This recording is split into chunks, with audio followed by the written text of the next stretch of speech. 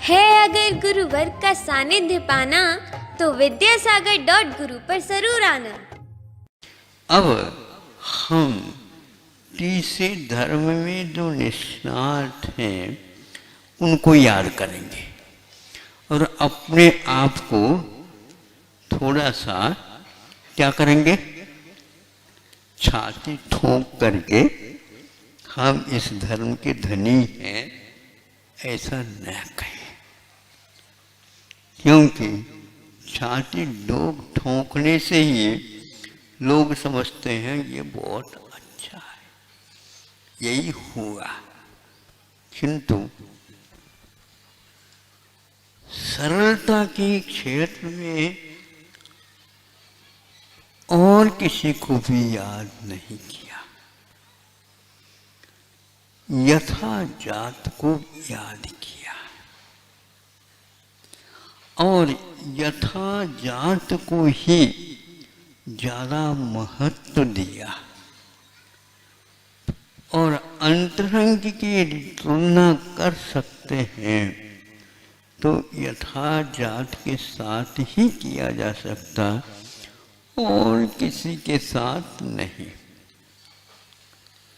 यथा जात मैंने एक शिष्य के समान है। आपको महाराज एक वर्ष और बढ़ गया, महाराज हम एक वर्ष और बड़े हो गए हैं, महाराज हम इन सब में सीनियर हो गए,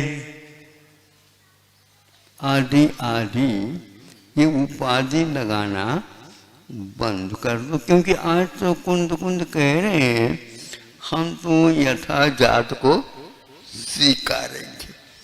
अरे उसको तो बाल कहा है भगवान और आपने तो बाल को ही याद किया, ये कैसी बात है। बिल्कुल इस चर्या के लिए तो बालक के समान ही होना चाहिए। मां को याद भी नहीं किया, पिताजी कहीं रहे दुकान में, उनको तो हम याद कर ही नहीं सकते, मां को फिर भी याद कर सकते। वो तो जहाँ हमेशा हमेशा सत्य रहता उसी के पास रहते हो।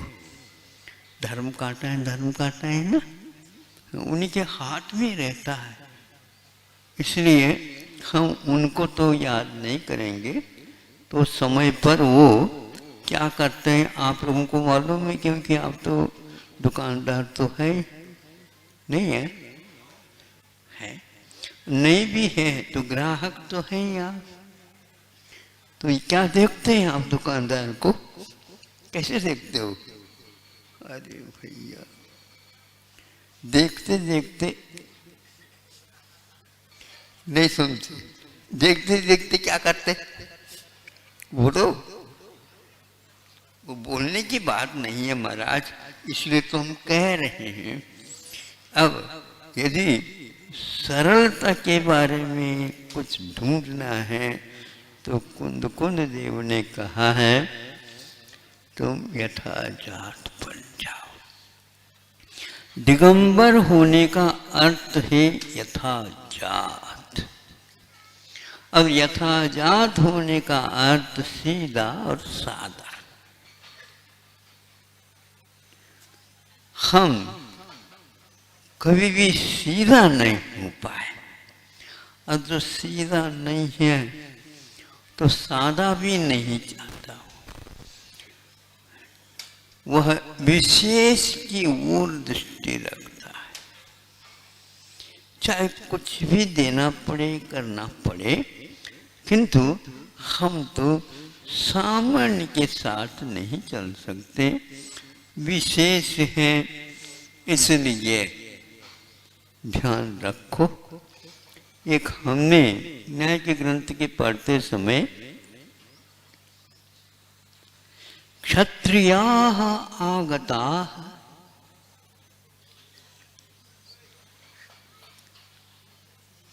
क्षत्रिया आगता सूर्यवर्मापि, ये देखा।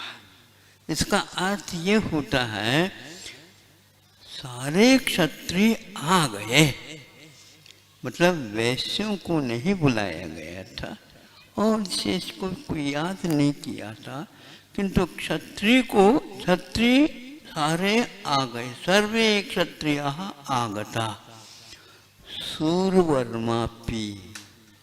ये सूर्यवर्मा क्या है? सूर्यवर्मा जगत प्रसिद्ध है ना। तो फिर सूर्यवर्मा एक को कह दो ना।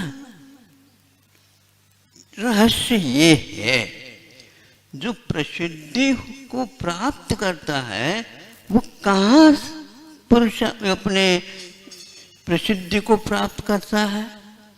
किसके बीच में वह प्रसिद्धि को प्राप्त करता है? ये बहुत मौलिक है, इसमें अपने को प्रवेश करना चाहिए। सूर्यवर्मा कहने से प्रसिद्धि को प्राप्त एक व्यक्तित्व है, इसमें कोई संदेह नहीं। किंतु क्षत्रिय के साथ हुआ,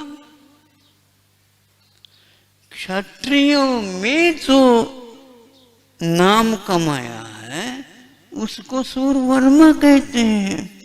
यानी क्षत्रिय यदि कोई सामान्य नहीं होते तो सूर्यवर्मा का नाम भी कोई लेने वाला नहीं होता।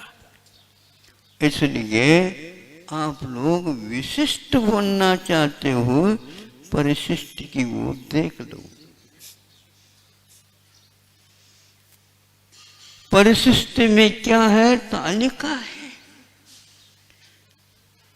कोई का ग्रंथ देखते हो, वहां पर संपादक महोदय क्या देते हैं? परिशिष्टि। तो सूर्यवर्मा क्षत्रिय के बीच में रह करके प्रसिद्धि पाई। सामान्य को यदि भूल जाओगे तो विशेष का कोई मूल्य हो ही नहीं सकता, बल्कि सामान्य विशेष तो गर्भित है। सामान्य में तो विशेष हमेशा हमेशा गर्भित होता है। और सामान्य किसको बोलते हैं? अरे ये तो सामान्य नहीं, सामान्य भव सामान्य। जो समानता रखता है उसका नाम सामान्य है, और जो अपने आप को हट करके रखता है वो विशेष है। तो धर्म में विशेष और सामान्य का कोई स्थान नहीं है। वह गुण को धारण करता है तो सामान्य और विशेष सारे बराबर होते हैं। तो यथा जात करने से मुनि महाराजों को दिया है, और यथा जात कहने से वह उदाहरण बालक के लिए दिया गया है, पालक के लिए नहीं। यानी माता पिता के लिए नहीं कहा, किंतु माता पिता होने के उपरांत भी सरलता की मूर्ति तो बालक ही हो सकता है, पालक नहीं हो सकता। ये कहा गया है। तो सरलता क्या वस्तु है? सरलता क्या वस्तु है? सरलता को तो हमने देखा है लोहार के यहाँ, बहुत दिन की बात है, याद तो आ गए समय पर, इतना ही ठीक है। तो अब वहाँ पर हमने सरलता को देखे। किसको देखे? बिल्कुल जो टेढ़ा मेढ़ा हो गया था उसको एक सीधा बनाना था, सीधा बनाना था। अब वह लोहे की, और सीधा कैसे हो? वो तो टेढ़ा है, तो कैसे सीधा कर दे? तो लोहार के यहाँ वो देखने को मिलता है। तो एक घन पटकने वाला और इसको बार बार उलट पुलट करने वाला लोहार, ऊपर से जोर से पटक रहा है। दूसरा कर्मचारी जहां उसकी खोट को निकालना होता है वहां पर उसको ऊपर नीचे आदि करते करते घुमाता हुआ उसको, लेकिन लोहा का अर्थ लोहे के ऊपर नहीं घन पटका जा रहा है, किंतु गरम करके सीधा किया जाता है। गरम करके सीधा किया जाता है। अब गरम किसको किया जा रहा है? जो टेढ़ा हुआ है। जो सीधा किसको किया जा रहा है? जो टेढ़ा हुआ है। कौन कौन सीधा होना चाहता है? सामने आए।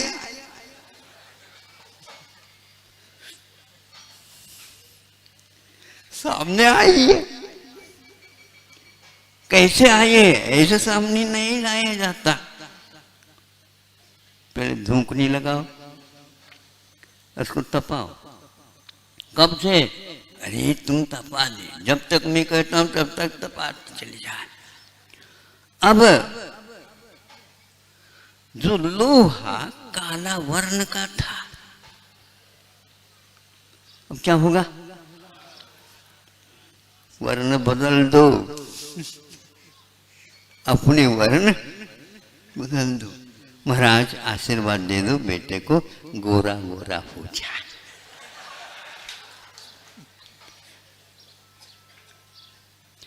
अब हम कैसे आशीर्वाद दे बताओ? हाँ? हाँ? तो ठीक है, हम तैयार हैं, लेकिन माता पिता कह रहे हमारे लिए आशीर्वाद दे दो, गोरा गोरा बन जाए।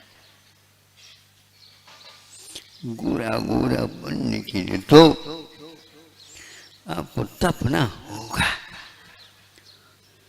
ऊपर से तपाओ शरीर को और आत्मा गोरा गोरा हो जाएगा।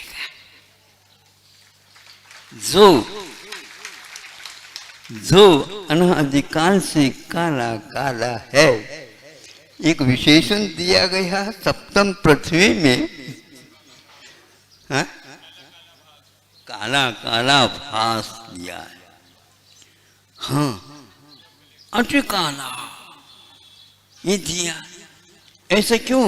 वह बाहरी द्रव्य की अपेक्षा से वह लेशा उनकी काला काला है, किंतु 33 सागर वर्ष तक वह भीतर से सोना जैसा चमकता रहता। क्यों? सम्यक दर्शन के कारण।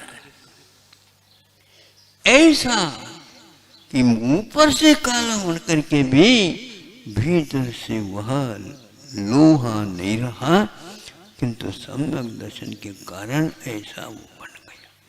तो जब तक वह गोरा रहेगा लोहा, तब तक उसको तपाया जाएगा, और जब तक वह गोरा रहेगा तब तक उसके ऊपर घनक की मार किया जाएगा। तब कहीं जाकर के 3-4 बार 4-5 बार वो तपा करके सामने लाया जाता है, और वह देखता रहता है यूं लगा कर सामने। एक आंख से देखता है, दोनों आंखों से। हाँ, निशाना साधा हो, एक आंख ही चाहिए, तभी काम होगा। और वह फिर इसके उपरांत जब सीधा हो जाएगा तो फिर अब गोरा बनाने की कोई आवश्यकता नहीं, अब तपाने की कोई आवश्यकता नहीं, क्योंकि हमारे यहाँ कोयला सस्ता नहीं। हमारे यहाँ कोला बहुत महंगा है। अब देखो यहाँ पर सीधा होने के लिए इतनी तपस्या की बड़ी आवश्यकता है। सरलस्य भावो सारल्यम, तृतीय धर्म में ये विशेषता दी गई है और यह बच्चा ही स्वीकार कर सकता, और यदि अभिभावक बड़े हैं तो वो तो इसको स्वीकार नहीं कर सकते। उन बड़ों को भी यही संकल्प दिया जाता है, ध्यान रखना तुम्हें बच्चा बनना होगा। कैसा बनना है? यथाजात। जैसे बच्चे यथाजात रहते वैसे हैं, उनके पास कभी भी टेढ़ापन नहीं रहता। हाँ, सही सही बता दो बेटा, तो वो कहता है सही सही सुनो जी। आपने यदि पाठ सही सही सिखाया है तो हम आपके सामने पाठ सही सही करके दिखाएंगे। तो आप सही सही तो कह रहे हो, लेकिन सही होने के लिए सरल होना आवश्यक होता है। वो कभी भी शल्य रखता ही नहीं, और आप लोग शल्य से रहित होना ही नहीं चाहते। होना तो चाहते हैं महाराज, फिर चाहते हैं तो कौन रोक रहा है आपको? अपने आप की खोट को निकालने के लिए आप स्वयं तैयार हो जाओ। खोट आप में रहे और हम खोट निकाले, और इस खोट को निकाल करके हम और कहाँ अपने पास रखें? हाँ, दुनिया की खोट हमारे भीतर आए तो हम क्या करें? बोलो।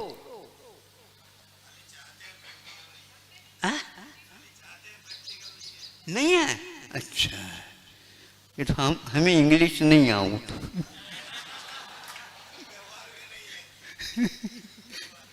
क्या है ये? व्यवहार तो व्यवहार है, गलत बात है। हम केवल आर्जव कह लेते हैं, किंतु आर्जव कोई होना नहीं चाहता। और आर्जव नाम कर्म जब तक नहीं होगा आपका, यहाँ पर भर्तीकरण नहीं होगा। जो आना चाहिए, यह रुजुता, यह टेढ़ापन का अभाव, यही व्यक्ति सत्य की पूजा कर सकता है। सोचा असत्य और सत्य, चोरी और सत्य दोनों एक साथ रह सकते हैं क्या? तुलना करके देख लो, ऐसा कौन सा अवसर मिलता है?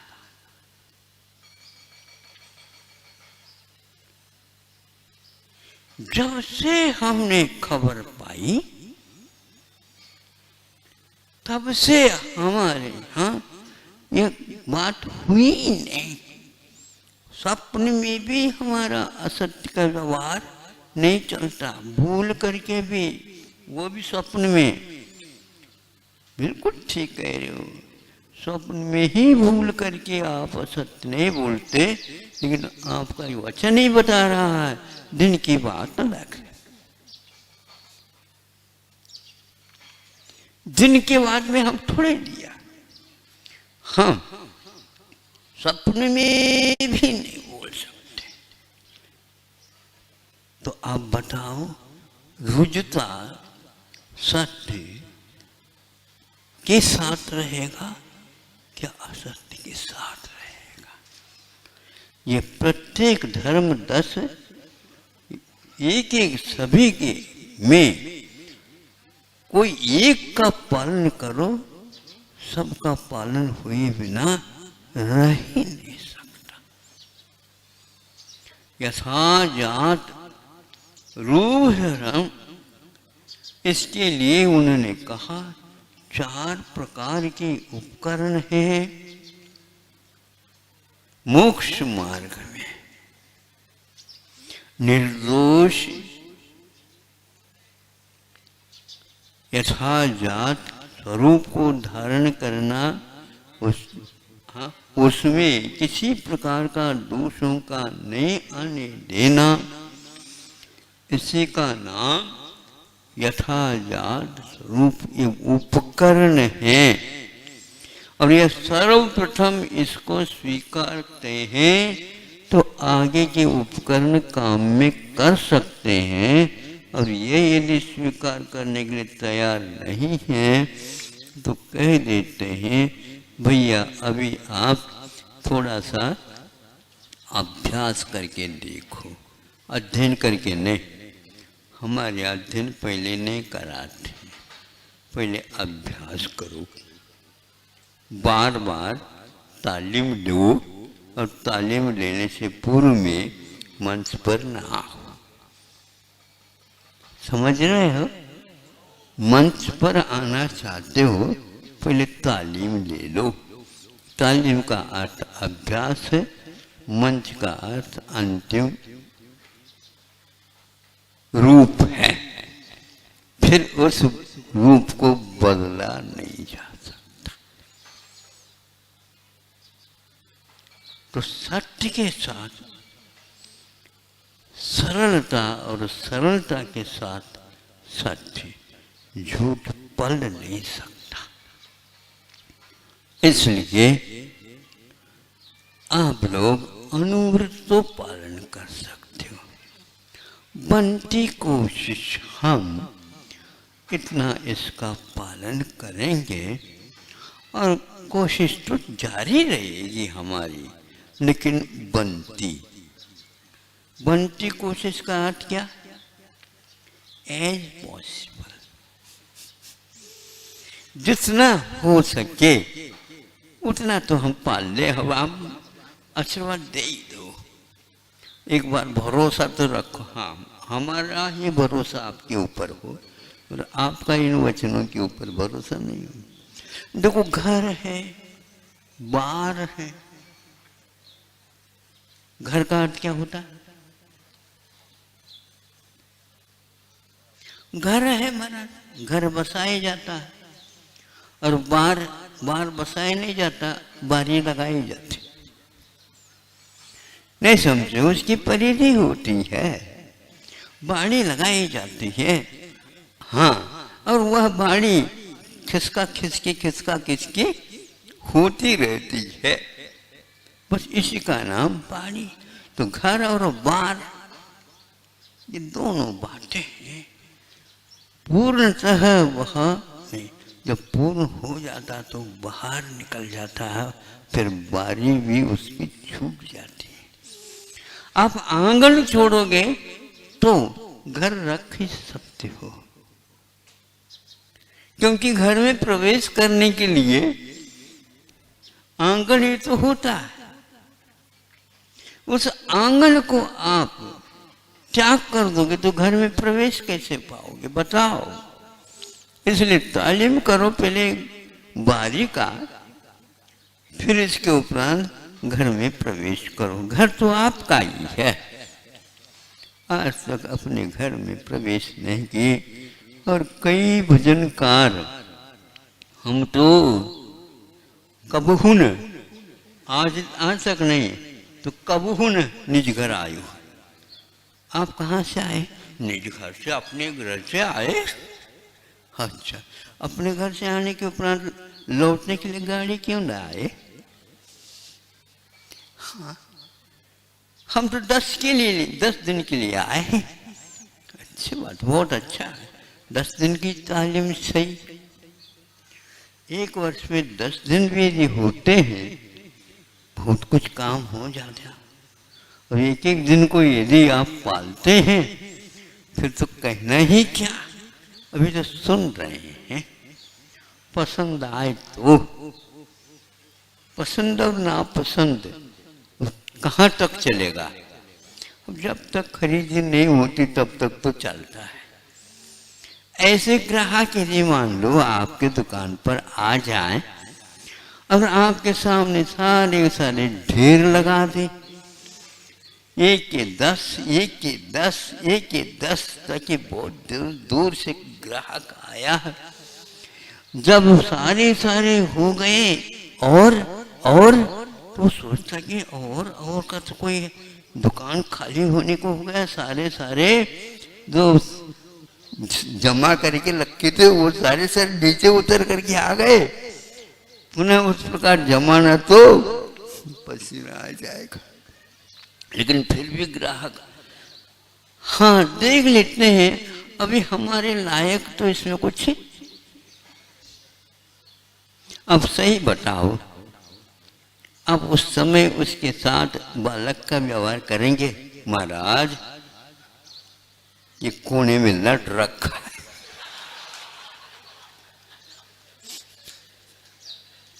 अब आपका ये आर्यो धर्म लठम लठ है, कैसे चलेगा काम? इतने आवेग आ जाता है उसको। इसी को तो रोत ध्यान बोलते हैं। बालक कभी भी रोत ध्यान नहीं करता, रोता अवश्य। और दूध मिल गया गया। कई बार हमारा अंतरा होता होता रुक गया, रुकना पड़ा। क्यों? आंगन में लड़का रो रहा है, इसलिए रो रहा है। हम महाराज नहीं बने, नहीं समझे? हमारे लिए जो कुछ बना है भेज दो, हमारे इससे कोई मतलब नहीं। वो समझ में आता था उनको और वो कर लेते थे। और कुछ रोना नहीं था, ये उनका संकेत है आप लोगों के लिए। और रोए बिना हुआ रुदन की भाषा में ही आप समझते हैं, हंसने की बात नहीं समझते आप। हाँ, इसीलिए आचार्यों ने कहा कि उसका कितना दिल साफ सुथरा रहता। इतने होने के उपरांत भी वह रोने का टोन एक सेकंड नहीं लगता। उसकी बात समझ में आ गई आपको तो वह सेकंड नहीं लगता, बस गाना गाता हुआ खा रहा है उसको। ऐसा आपको देखना चाहते हैं कुंद कुंद। ऐसा ग्राहक जो कि लेने के लिए आया है, मात्र वह अपने कुवत के अनुसार ही खरीदेगा, ये पक्की बात। लेकिन वो खरीदने के लिए आया है किंतु उसके लायक कोई नहीं मिला तो उसके लिए दूसरे दुकान तो जाना ही पड़ेगा। इसीलिए एक बार हमने सुना था कि एक दुकानदार था, वह क्या कहता था, अपने ऊपर ग्राहकों का विश्वास बने उसकी ने कहा, देखो हम पहले हमारे दुकान का क्या नियम है इसको सुनो। क्या है नियम? एक भाव।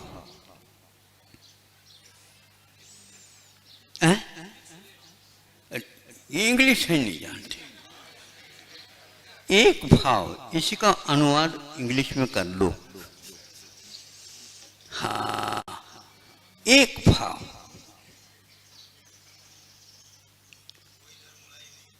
संविधान में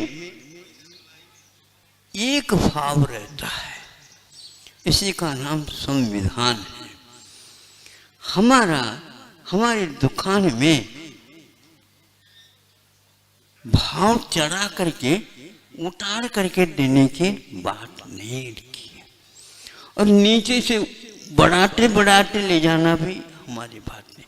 सुन लो, चाहे आज सुनो चाहे कल सुनो, कोई पूछता है तो उसको भी बता देना, भैया वहां पर जाओ तो उसके लिए एक भाव मिलेगा। और आप लोग सही पूछना चाहते हो, वस्तु को लेना चाहते हो क्या नकली लेना चाहते हो, ये पहले बता दो। क्योंकि हमारे यहाँ नकली कोई वस्तु नहीं रखते, और रखते हैं तो एक भाव के रखते हैं, लेने वाला भी देने वाला भी, और आगे कोई भी आने वाला भी, और पहले जो दे गया वह भी आपके ग्राहक बन चुके हैं। दूर से आएंगे लेकिन आएंगे आपके पास, क्यों? आपने उनके विश्वास को, दिल को जीत लिया है। एक बार में विश्वास को लाना बहुत कठिन होता है, इसलिए भी हम टटोलते हैं कौन कौन ग्राहक।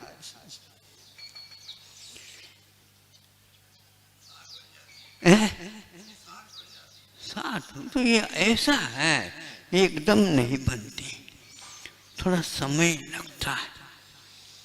कैसे हो, कितने भी व्यक्ति आ जाए किंतु कम में भी नहीं और एक में ज्यादा भी नहीं, एक भाव। फिर आंख मीच करके कोई भी हो, कितना बिल, अरे बिल की कोई आवश्यकता नहीं, ये तो विश्वास बात है, ये विश्वास की बात है। तो सत्य हमेशा हमेशा शपथ लेने से नहीं होती। शपथ लेना भी सत्य का मूल्य कम करना है। मन शुद्धि, वचन शुद्धि, काय शुद्धि पर्याप्त है। कितनी बार मन अशुद्ध होता है, कितनी बार वचन अशुद्ध होते हैं, कितनी बार पसीना आता है, कितनी बार रोना धोना होता, तब कहीं आकर के एक आध वस्तु की दुकानदारी होती हो, तो भैया ऐसा नहीं होता।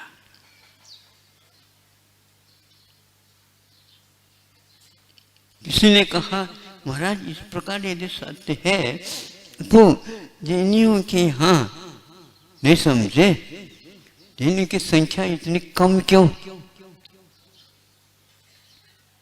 प्रश्न तो बहुत अच्छा है, लेकिन उत्तर ढूंढने का प्रयास नहीं किया गया। इसलिए तो महाराज कहने के लिए है, वो संख्या ही बता रही है कितना यहाँ पर पानी है। हमें बताओ, हमें बताओ कि नगर है, भिन्न भिन्न बाजार हैं, और उसमें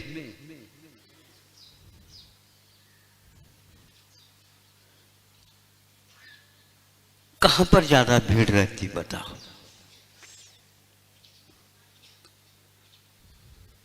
सबसे ज्यादा सब्जी मंडी में।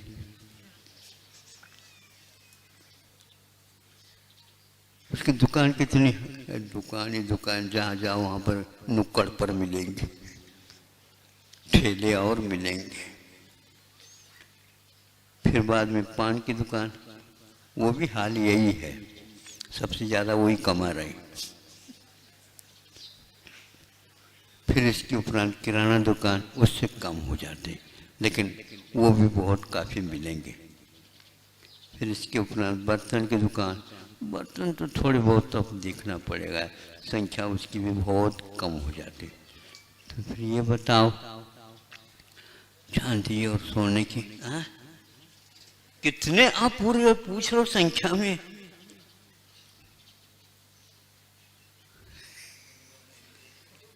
क्या हो गया? अरे बहुत गिनती का आंच, ऐसा नहीं कि 100 तक पहुंच जाए।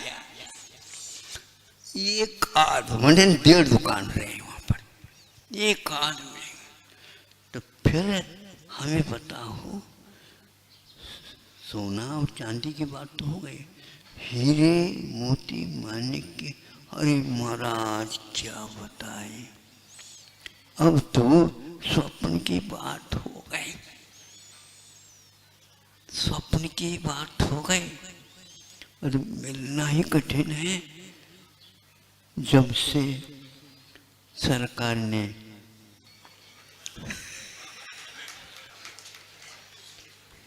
आगे की बात पूर्ण करो आप, हमें नहीं याद आ रहा।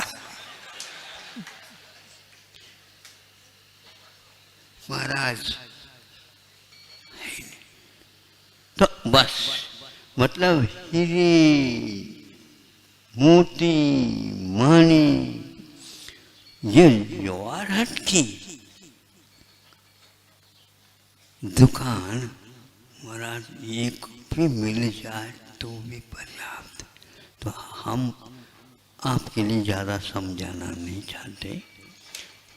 जैनियों की यहाँ दुकान एक आध है तो कोई बात नहीं, संख्या में कमी है तो कोई बात नहीं। वहाँ पर तो ग्राहक के लिए नमूना दिखाने भी कोई आवश्यकता नहीं पड़ती।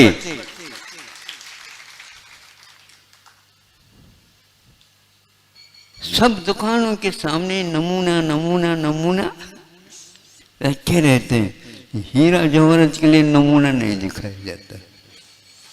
भैया ऐसा है, आप आए तो है और हम बेचना भी चाहते हैं, लेकिन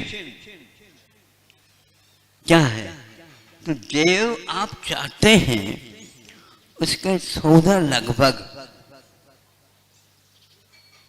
हो गया है।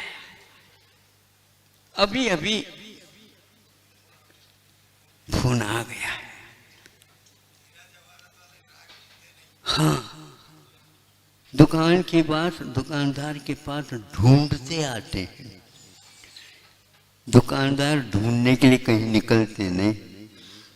हाँ, और बैठे हैं मालिक जब बड़े वही, किंतु वो यही कहते हैं भैया गए हैं अभी, उनसे ये सारा सारा सुन लिया है और लगभग वो है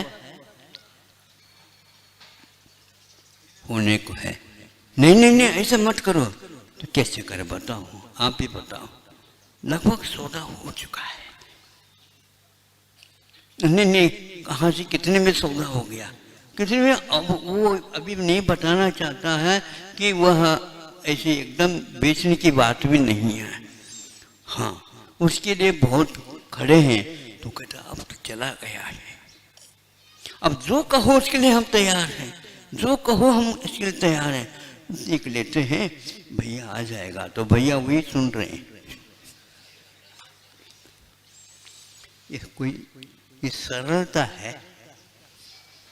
बोलो महाराज, इस प्रकार का सौदा करना बहुत टेढ़ा है।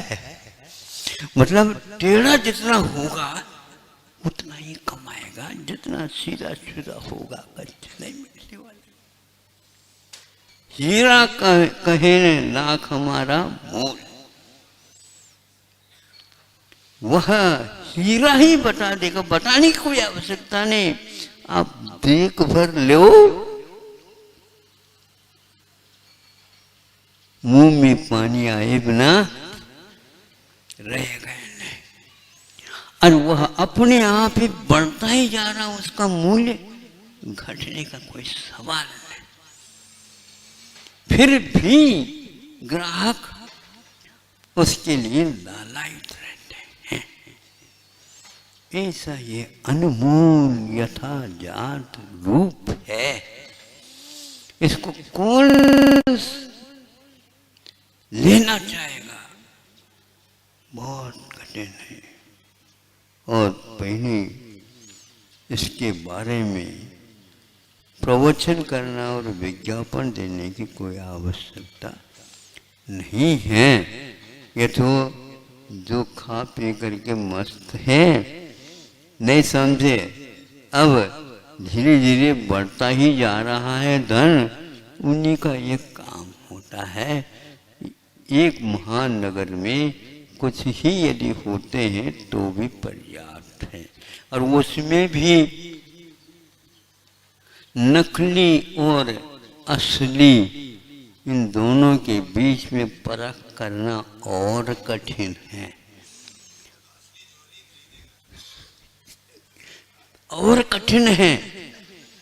आपके लिए असली की अपेक्षा से नकली को सीखना ही कठिन होगा। फिर कहीं जा करके आप असली तक पहुंच सकते हैं। और नकली के बारे में इतने ग्राहक रहते हैं भैया, एक दो के बीच में 7-8 तो नकली रख दो, उससे भी ज्यादा चमकते रहते। यह लिंग की बात नहीं है, ये तो भीतर के भाव की बात है। तो सरलता, जो व्यक्ति सत्य के सिवा है कुछ और जानता ही नहीं, वह इसके साथ रह सकता है।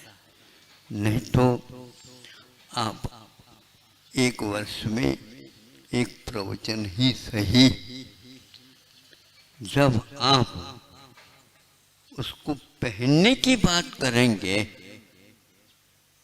तो उस समय भूख अलग प्रकार की होती है।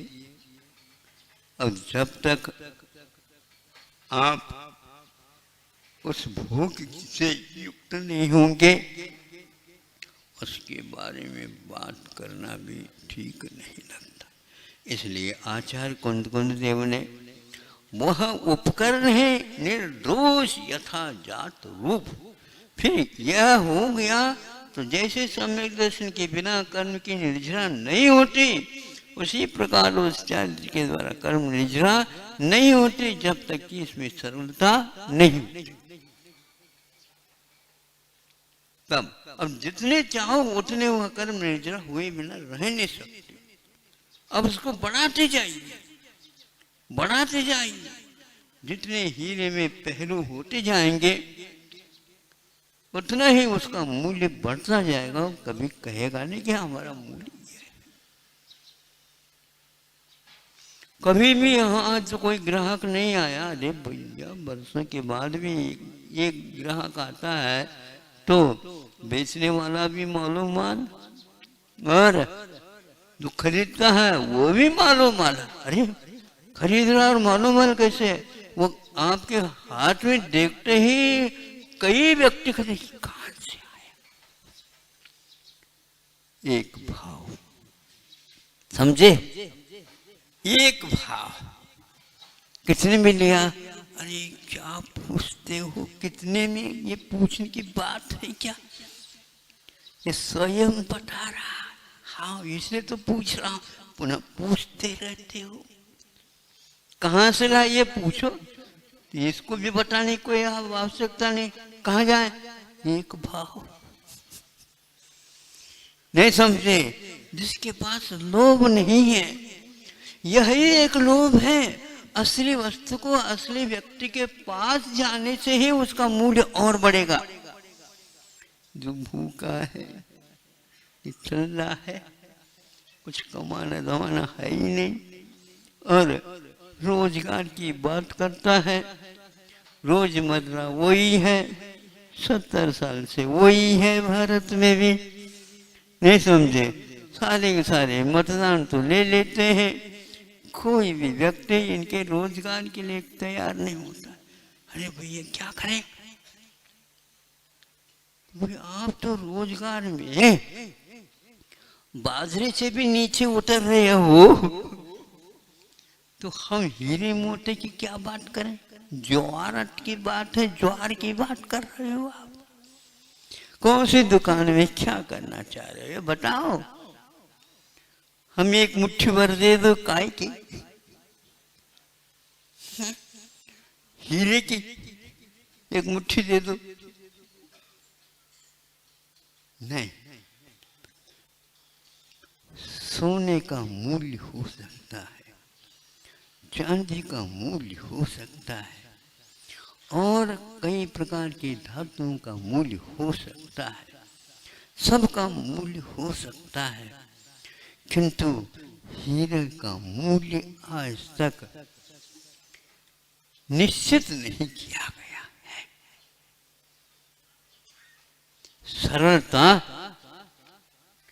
आर्य और धर्म अपने आप में बहुत महत्वपूर्ण, बहुत मौलिक है। बहुत कहना भी उसके लिए अच्छा नहीं लगता। हीरा कभी मौलिक नहीं होता, अनमोल होता है। कई बार सोचा है, जिसका मूल नहीं है उसका नाम अनमोल क्यों कहा? जिसका मूल्य बहुत होता है यह अमूल्य धन है, ऐसा कहा जाता है। और उसमें भी हीरे को तो भैया वो तो अनमोल है, वो तो बेचने योग्य ही नहीं है, वो बिकाऊ भी नहीं, वे तो उठाऊ है।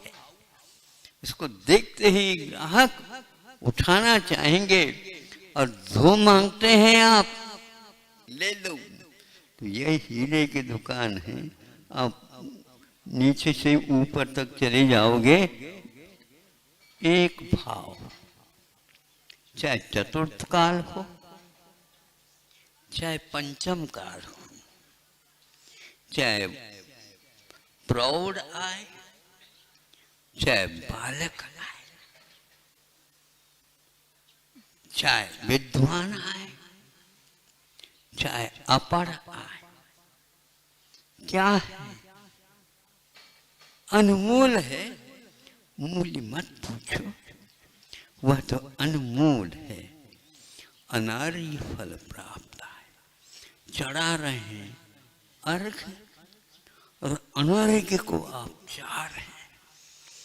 अनार्य को पाने के लिए अनार्य को ही चढ़ा देते हैं, 3 काल में बनेगा ही नहीं। इसलिए आचार्य कहते हैं फिर कौन सा एक भाव है? एक क्या भाव है? ये भाव है आप तिलतुस मात्र भी पास नहीं रखोगे तो आर्य आपके पास आ जाएगा। और यदि आप कुछ रखोगे समय पर काम में आएगा तो यह समय पर आपको भी मिल जाएगा। ये कौन सा समय है महाराज? ये तो आपको ही याद है। आ ही नहीं सकता हूं। मैं चाहता हूं महाराज, बहुत अच्छी बात कर रहे हो। मैं चाहता हूं, 100% चाहता हूं, पहले भी चाहता था, अब भी चाहता हूं, बस थोड़ा सा। ये थोड़ा क्या है? हथौड़ा नहीं समझे? ये सब नकार रहा है। बस थोड़ी सी प्रतीक्षा करो। माने हम प्रतीक्षा करें? प्रतीक्षा तो आपको करनी है, चाहे आज करो चाहे कल करो, करते जाओ। प्रतीक्षा में ही घंटों नहीं बरसों निकल गए, लेकिन अभी भी वह परसों की भी बात नहीं बनी। परसों का मतलब कल नहीं, परसों नहीं, हम कल भी नहीं चाहते, परसों भी नहीं चाहते, परसों। ऐसा कोई कहता है तो फिर तो सोचना पड़ेगा। परसों क्या? परसों कुछ नहीं, खाली हाथ कर दो तो ये परसों। आपके यहाँ दुकान में ऐसा नहीं चलता। दुकानदार कहता है, बोलो ना, है ना, लाओ, और एक हाथ में वो वस्तु रखता है, तो वो कहता है लाओ। ये देखो मंडल एक हाथ में, लेकिन पहले मैं देखूंगा उसको। ठोका ठोकी नहीं, एक भाव है, देख तो लूं, विश्वास करो। विश्वास की बात है। तो ऐसा होता है। इसके लिए भी वृषभनाथ भगवान तैयार नहीं हुए थे। सुन रहे हो आप लोग? हाँ, ग्राहक आए और 4000 एक साथ उनके साथ मुनि बन गए। देखा भी नहीं, गिनने की बात ही नहीं।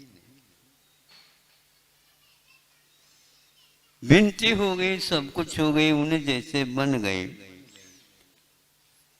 यदि वो सोचते इनके बारे में, इनका उद्धार तो पक्का है, इतने विश्वास के साथ ये किए, भरोसा नहीं।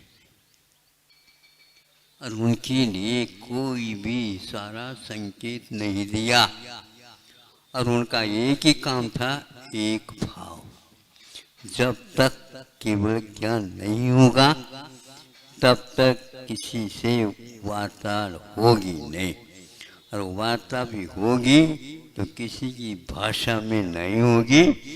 हम अपनी एक अलग भाषा रखेंगे, उसी में सब लोगों को समझ रहा हो तो समझ लो, नहीं है तो हमें इससे कोई मतलब नहीं। ऐसे सारे तीर्थंकरों का एक भाव से चले, वो एक ही भाव लेकर के उनका कार्यक्रम चला है।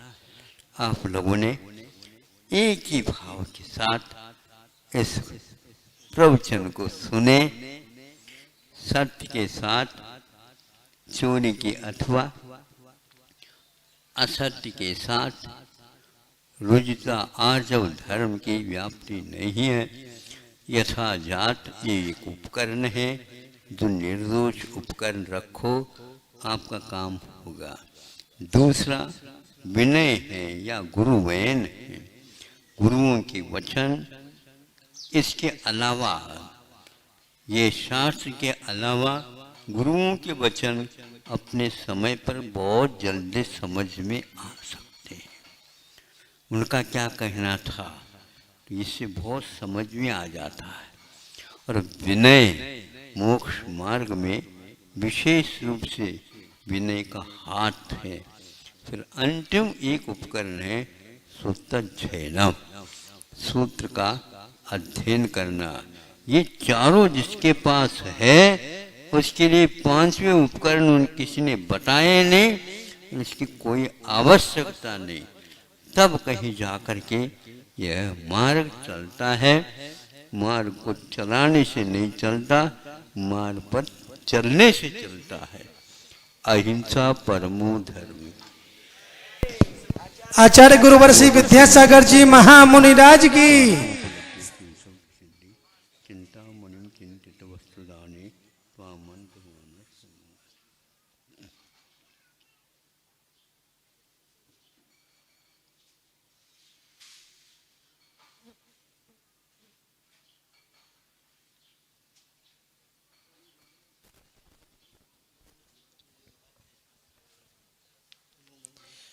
डीमापुर से जो भी महान वहां पधारे हैं वहीं से हाथ जोड़ के नमस्तु कर लें। डीमापुर वाले सभी लोग एक साथ।